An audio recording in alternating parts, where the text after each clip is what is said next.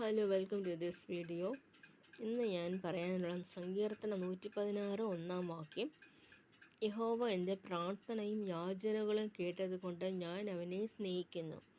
കർത്താവ് എൻ്റെ പ്രാർത്ഥന യാചനയും കേട്ടതുകൊണ്ട് കർത്താവ് ഞാൻ നിന്നെ സ്നേഹിക്കുന്ന ദാവീദ് പറയുന്നു. എൻ്റെ പ്രാർത്ഥന കേൾക്കുന്ന കർത്താവ്, എൻ്റെ പ്രാർത്ഥനയ്ക്ക് ദൈവം മറുപടി നൽകുന്നു എന്ന് നമുക്ക് അറിയാൻ സാധിക്കും. ദൈവം ഇത്രത്തോളം സഹായിക്കുന്ന ദൈവത്തിന് സ്തോത്രം ചെയ്യണം, നന്ദി കരയറ്റണം.